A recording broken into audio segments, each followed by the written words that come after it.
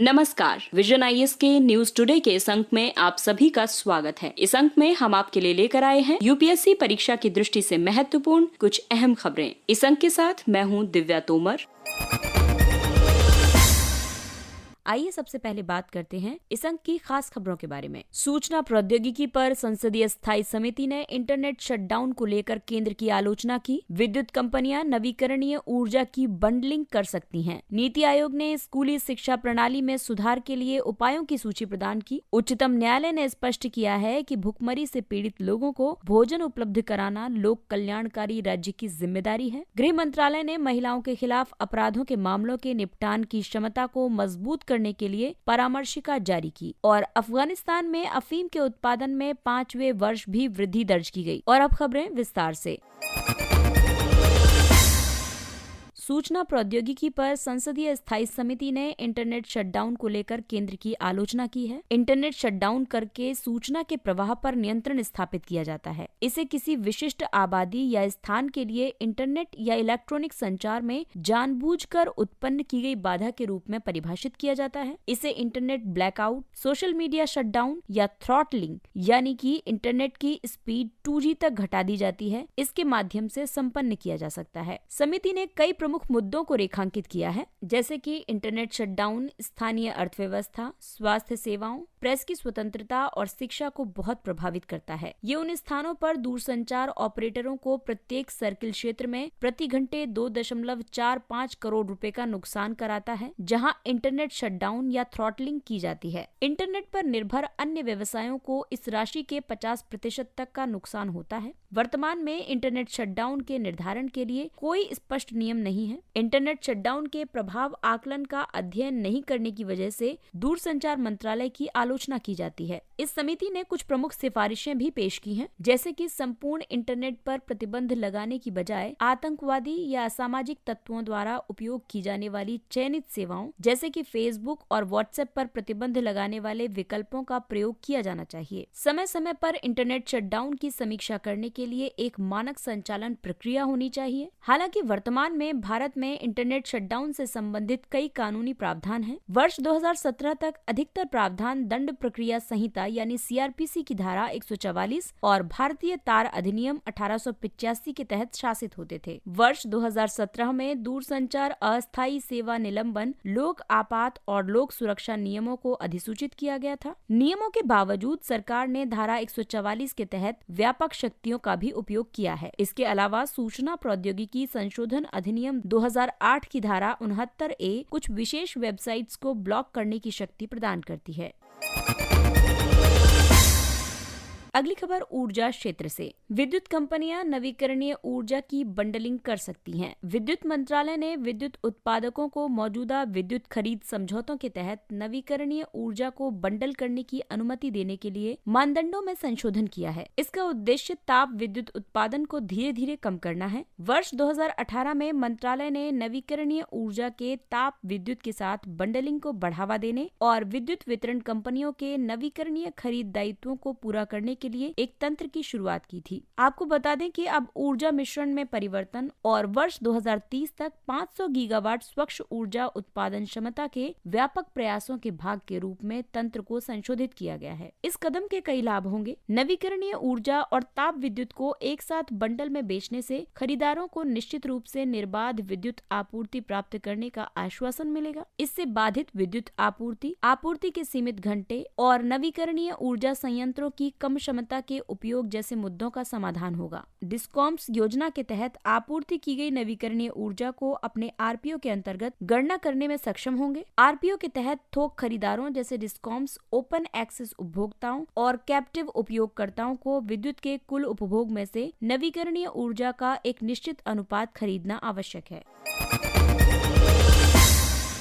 नीति आयोग ने स्कूली शिक्षा प्रणाली में सुधार के लिए उपायों की सूची प्रदान की। इसमें सबसे पहला उपाय है जवाबदेही को लागू करना। इसके लिए अकादमिक निगरानी और डेटा समर्थित समीक्षा का उपाय सुझाया गया है। इसके अलावा मानव क्षमता को मजबूत करना दूसरा उपाय होगा, जिसके लिए शिक्षण और प्रशासनिक कर्मियों की भर्ती और युक्तिकरण पर ध्यान देना होगा। शिक्षक प्रशिक्षण और सलाह पर ध्यान देना होगा और स्कूल नेतृत्वकर्ताओं में निवेश करना होगा। तीसरा है प्रशासनिक और आपूर्ति व्यवस्था को सुदृढ़ सुदृढ़ बनाने का उपाय। इसके लिए स्कूल अनुकूलन पर ध्यान देना होगा, तकनीक और डेटा सिस्टम के माध्यम से प्रशासनिक दक्षता लानी होगी, संगठन का पुनर्गठन करना होगा और संचार को व्यवस्थित करना होगा। चौथे उपाय के तहत शैक्षणिक सुधारों पर ध्यान केंद्रित करना होगा, जिसके लिए क्षमता निर्माण ढांचा विकसित करना होगा, मूल्यांकन सुधार करना होगा। इसके अलावा अधिगम संवर्धन कार्यक्रम यानी लर्निंग एनहांसमेंट प्रोग्राम्स पर ध्यान देना होगा। साथ ही डिजिटल लर्निंग के द्वारा दूरस्थ क्षेत्रों में कक्षाओं को सुनियोजित करना होगा। और पांचवा उपाय है बदलाव के लिए साझा दृष्टिकोण बनाना एवं प्रेरित करना। इसके लिए नीति आयोग ने कहा है कि प्रमुख अभिकर्ताओं जैसे कि माता पिता, समुदाय के प्रतिनिधि आदि को शामिल करना होगा और प्रतियोगिता ढांचा विकसित करना होगा। नीति आयोग की ये सिफारिशें systematic transformation of school education report के हिस्से के रूप में जारी की गई है। ये सिफारिशें नीति आयोग की मानव पूंजी के रूपांतरण के लिए संधारणीय कार्रवाई sustainable action for transforming human capital यानी 7E पहल के निष्कर्षों पर आधारित है। 7E पहल वर्ष 2017 में शुरू की गई थी। ये स्कूली शिक्षा क्षेत्र के लिए 3 राज्यों झारखंड, ओडिशा और मध्य प्रदेश की पहचान रोल मॉडल राज्यों के रूप में स्थापित करती है। एक सूचना के मुताबिक इन तीनों राज्यों में शिक्षा प्रणाली में औसतन 20% तक का सुधार हुआ है। इसका उद्देश्य राष्ट्रीय शिक्षा नीति 2020 के प्रभावी कार्यान्वयन के लिए देश की स्कूली शिक्षा प्रणाली विशेष रूप से सीखने के परिणामों में सुधार करना है। प्राथमिक विद्यालयों तक बेहतर सार्वभौमिक पहुंच के बावजूद भारत लर्निंग के एक गंभीर संकट का सामना कर रहा है। ये निष्कर्ष शिक्षा की वार्षिक स्थिति रिपोर्ट 2019 के विश्लेषण और राष्ट्रीय उपलब्धि सर्वेक्षण द्वारा प्रस्तुत किया गया है। रिपोर्ट में 5 प्रमुख क्षेत्रों में हस्तक्षेप का प्रस्ताव किया गया है, जिसमें शामिल है शैक्षणिक सुधारों पर ध्यान केंद्रित करना, मानव क्षमता को मजबूत करना, प्रशासनिक व्यवस्था को सुदृढ़ बनाना, जवाबदेही को लागू करना और बदलाव के लिए एक साझा दृष्टिकोण बनाना।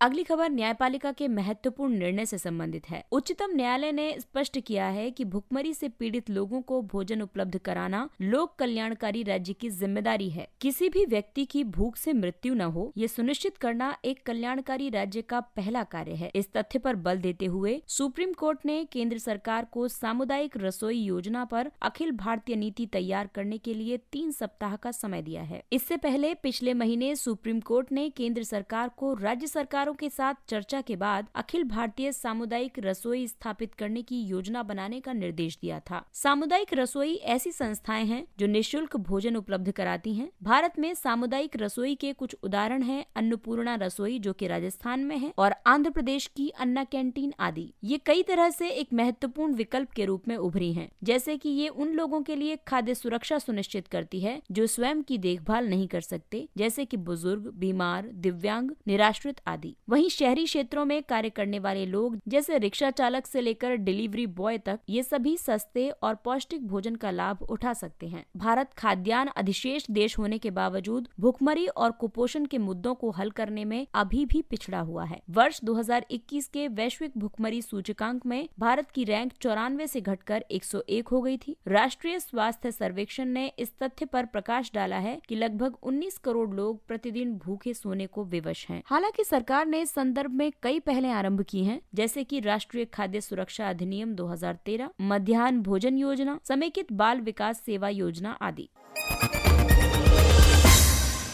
अगली खबर पेपर 2 के टॉपिक केंद्र एवं राज्यों द्वारा जनसंख्या के अति संवेदनशील वर्गों के लिए कल्याणकारी योजनाओं और योजनाओं के कार्य निष्पादन से संबंधित है। गृह मंत्रालय ने महिलाओं के खिलाफ अपराधों के मामलों के निपटान की क्षमता को मजबूत बनाने के लिए परामर्शिका जारी की है। ये परामर्शिका महिलाओं के विरुद्ध अपराधों से निपटने के लिए तंत्र को मजबूत करने के लिए संसदीय स्थायी समिति की रिपोर्ट में की गई सिफारिशों पर आधारित है। राष्ट्रीय अपराध रिकॉर्ड ब्यूरो यानी NCRB के आंकड़ों के मुताबिक वर्ष 2019 की तुलना में वर्ष 2020 में शहरों में महिलाओं के विरुद्ध अपराध के मामले में 8.3% की गिरावट आई है। मामलों में गिरावट मुख्य रूप से कोविड-19 से जुड़े प्रतिबंधों की वजह से थी। गृह मंत्रालय ने जो उपाय सुझाए हैं उनमें शामिल हैं पुलिस को परिवार के सदस्यों द्वारा महिलाओं के विरुद्ध अपराध की रिपोर्टिंग में देरी के कारणों को दर्ज करना चाहिए। इसके अलावा अपराध और अपराधी ट्रैकिंग नेटवर्क प्रणाली यानी CCTNS को भी कारणों के बारे में सूचित किया जाना चाहिए। साथ ही स्थायी समिति ने ये स्पष्ट किया कि शिकायत का दर्ज न होना पीड़िता और परिवार को न्याय से वंचित करने और न्याय मिलने में देरी के प्रमुख कारणों में से एक है।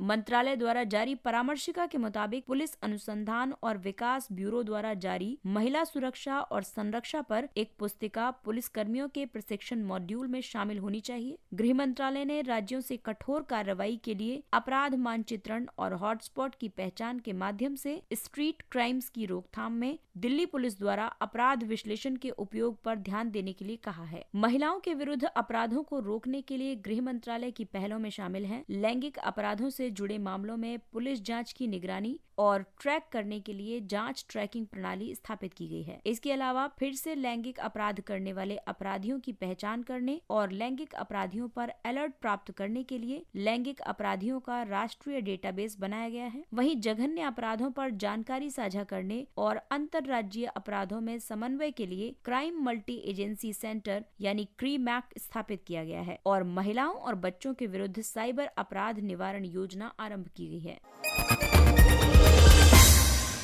अगली खबर पड़ोसी देश अफगानिस्तान से जुड़ी है। अफगानिस्तान में अफीम के उत्पादन में 5वें वर्ष भी वृद्धि दर्ज की गई। ये निष्कर्ष संयुक्त राष्ट्र मादक पदार्थ एवं अपराध कार्यालय यानी UNODC की एक रिपोर्ट का हिस्सा है। इस रिपोर्ट को पेरिस समझौता पहल की बैठक में लॉन्च किया गया था। पेरिस पैक्ट इनिशिएटिव एक अंतर्राष्ट्रीय संगठन है। भारत भी इसका एक हिस्सा है। इसे अफगानिस्तान में उत्पादित होने वाले अफीम की अवैध तस्करी से निपटने के लिए वर्ष 2003 में लॉन्च किया गया था। UNODC की रिपोर्ट के मुख्य बिंदुओं में शामिल है कि वर्ष 2021 में अफगानिस्तान में अफीम की फसल में 8% की वृद्धि हुई है और कुल 6800 टन अफीम का उत्पादन हुआ है। वर्ष 2020 में वैश्विक अफीम उत्पादन का 85% हिस्सा अफगानिस्तान अफीम का था। यह अफीम विश्व भर में 10 में से 8 अफीम उपयोगकर्ताओं को आपूर्ति की जाती है। अपने चरम पर पहुंचकर स्थिर हो चुके अफीम के बाजार और मेथाम्फेटामाइन की उच्च क्षेत्रीय और वैश्विक मांग की वजह से अफगानिस्तान में मेथाम्फेटामाइन का उत्पादन बढ़ रहा है। आइए अब आपको बताते हैं इस अफीम उत्पादन का भारत पर क्या प्रभाव होगा। UNODC की एक रिपोर्ट के मुताबिक भारत में 45% हेरोइन अफगानिस्तान से आती है। हाल ही में कम लागत वाली सिंथेटिक मेथाम्फेटामाइन भारत में बड़ी संख्या में युवा उपयोगकर्ताओं को आकर्षित कर रही है। इससे दक्षिणी अवैध व्यापार मार्ग के प्रति सुभेद्यता बढ़ी है।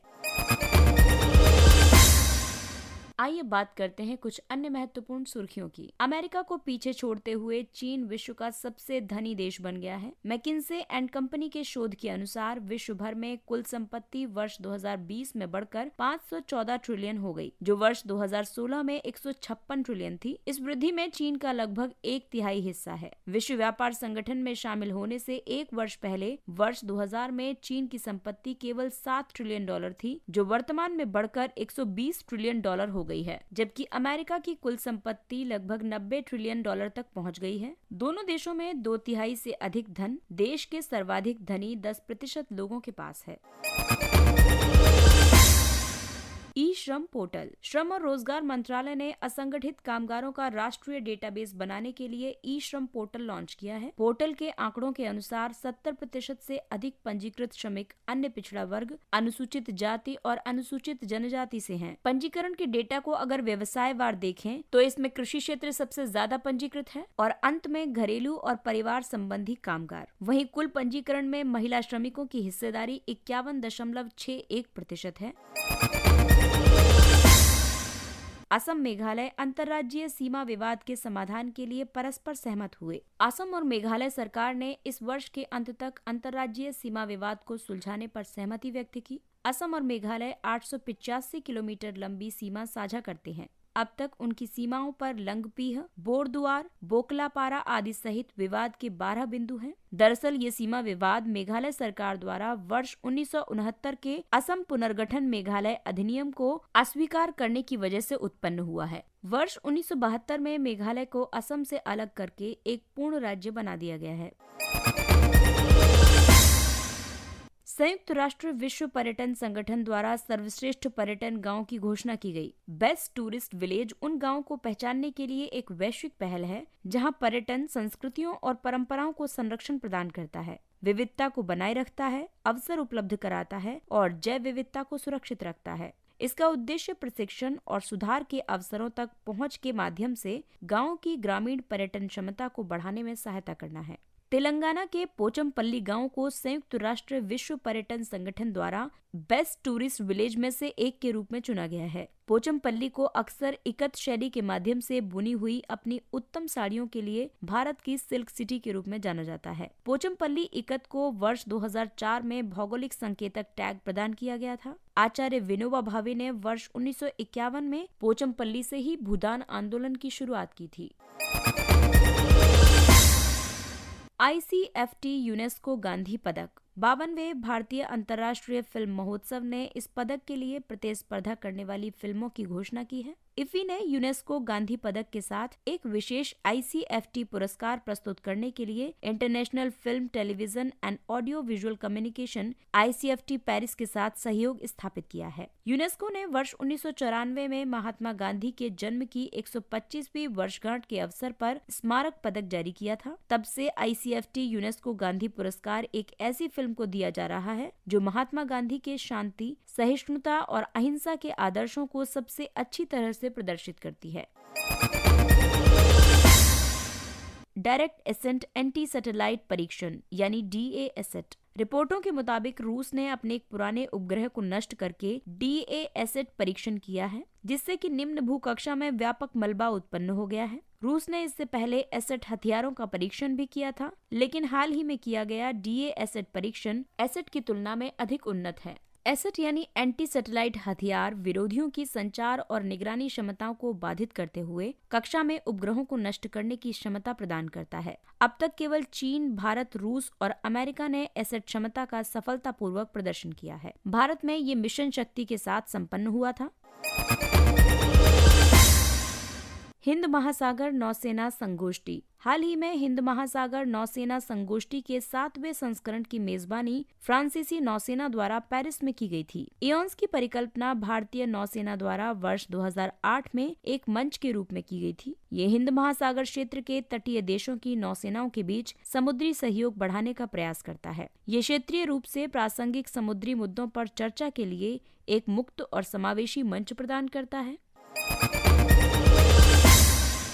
सीमा सड़क संगठन की उपलब्धि को गिनीज वर्ल्ड रिकॉर्ड्स में शामिल किया गया। BRO ने लद्दाख में उमलिंगला दर्रे पर 19,024 फीट पर विश्व की सबसे ऊंची वाहन चलाने योग्य सड़क के निर्माण और ब्लैक टॉपिंग के लिए गिनीज वर्ल्ड रिकॉर्ड का प्रमाण पत्र प्राप्त किया है। चिसुमले से डेमचौक टर्मेक सड़क उमलिंगला दर्रे से होकर गुजरती है। ये बोलीविया में निर्मित एक सड़क के पिछले रिकॉर्ड से ज्यादा है, जो कि 18,953 फीट की ऊंचाई पर ज्वालामुखी उटुरुंकु से जुड़ती है। इसे प्रोजेक्ट हिमांक के तहत बनाया गया था। ये प्रोजेक्ट न केवल लद्दाख में बल्कि परिचालन रूप से संवेदनशील सियाचिन सेक्टर में भी वर्ष भर मार्गों को खुला रखने की परियोजना है।